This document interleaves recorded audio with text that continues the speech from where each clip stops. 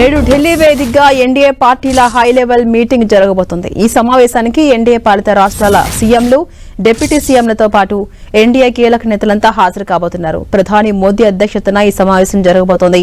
ఈ కీలక భేటీకి ఏపీ ముఖ్యమంత్రి చంద్రబాబు, డిప్యూటీ సీఎం పవన్ కళ్యాణ్ హాజరు కాబోతున్నారు.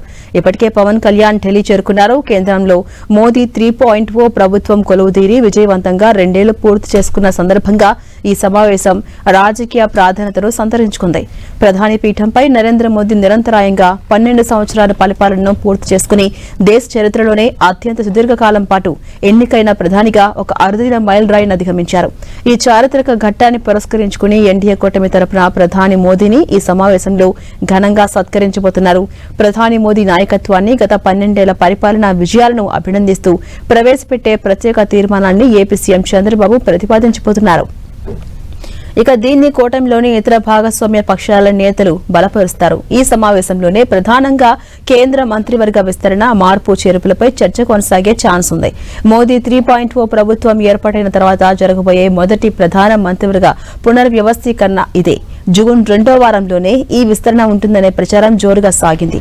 ఈ కారణంతోనే ఎన్డీఏ కూటమిలో అత్యంత కీలక భాగస్వామిగా ఉన్న టీడీపీకి కేంద్ర కేబినెట్లో అదనపు బెర్తులు, మరింత ప్రాధాన్యం గల పోర్టుఫోలియోలు దక్కే అవకాశం ఉందనే ఊహాగానాలు వినిపిస్తున్నాయి.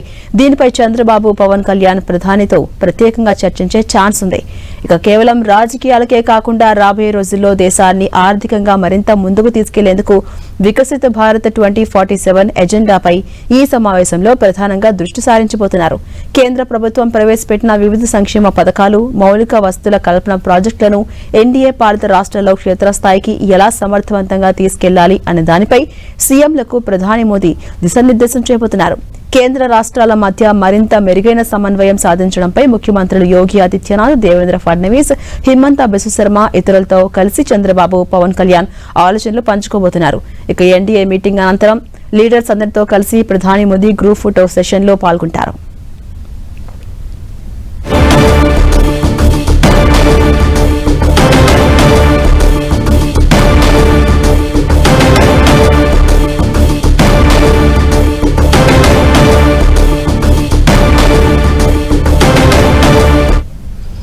ప్రధానమంత్రిగా మోదీ పాలనా పగ్గాలు చేపట్టి 12 ఏళ్లు పూర్తయిపోయాయి.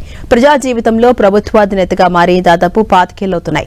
ముందు గుజరాత్ ముఖ్యమంత్రిగా ఆయన పగ్గాలు చేపట్టడమే ఓ సంచలనం. సంక్షోభం నుంచి ప్రారంభమైన ఆ ప్రస్థానం ఇప్పుడు దేశ ప్రధానిగా కొనసాగుతున్న తీరు ప్రతిదీ సంచలనమే. 2001 నుంచి 14 వరకు గుజరాత్ సీఎంగా ఉన్న నరేంద్ర మోదీ 2014 మే 26న తొలిసారిగా దేశ ప్రధానమంత్రిగా ప్రమాణ స్వీకారం చేశారు. ఇక రెండోసారి మే 30, 2019న ప్రమాణ స్వీకారం చేశారు. మూడోసారి జూన్ 9, 2024ను చేశారు. అలా కేంద్రంలో మోదీ శకం మొదలై 12 సంవత్సరాలు దాటింది. మోదీ ప్రధానమంత్రిగా పగ్గాలు చేపట్టే నాటికి మన దేశం ప్రపంచంలో 11వ ఆర్థిక వ్యవస్థగా ఉండేది.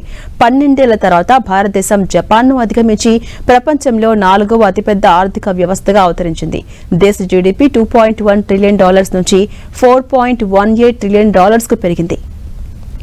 ఇక జులై 2017లో వన్ నేషన్ వన్ ట్యాక్స్ పేరుతో జీఎస్టీ అమలు కావడం ప్రారంభమైంది. 17 కేంద్ర రాష్ట్ర పన్నులు, 13 సెస్సుల స్థానంలో దేశ మొత్తానికి ఒకే పన్ను నిర్మాణాన్ని సృష్టించింది.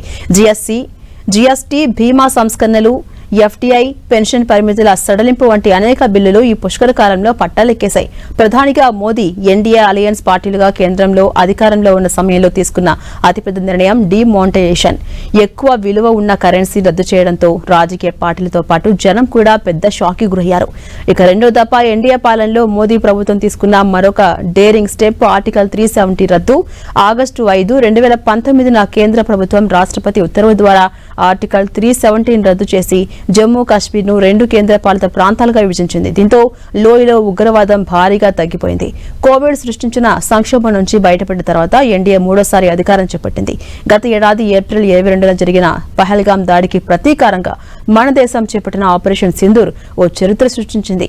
మే 11న భారత సైన్యం పాకిస్తాన్ ఆక్రమిత కశ్మీర్లోని 9 ఉగ్రవాద శిబిరాలపై దాడి చేసింది. ఈ మొత్తం ఆపరేషన్ 23 నిమిషాల కన్నా తక్కువ సమయంలో పూర్తయింది. ఇలా దేశంలో ఆర్థిక పరంగా కానీ సైనిక పరంగా కానీ అప్రతిహత విజయాలు సాధించింది మోదీ ప్రభుత్వం. మరోవైపు వ్యక్తిగతంగానూ మోదీ ప్రతిష్ట అంతర్జాతీయంగా మారుమోగుతోంది. అత్యధిక ఫాలోవర్స్ కలిగిన దేశాధినేతగా రికార్డు క్రియేట్ చేశారు ఆయన. అలాగే దేశంలో కూడా భారత్ ఆయన హయాంలోనే G20కి అధ్యక్షత వహించడం మరొక కలికితురాయి. ఇప్పుడు ప్రపంచ దేశాల్లోనూ మోదీ నామస్మరణ ప్రారంభమైంది. ఇంత పెద్ద ప్రజాస్వామ్య దేశంలో మోదీ సాధించిన విజయాలపై చర్చ ప్రారంభమైంది. సొంత రాష్ట్రం గుజరాత్లో మోదీ శకం ప్రారంభమైన తర్వాత ఇప్పటిదాకా బీజేపీ ఓడిపోయిందే లేదు.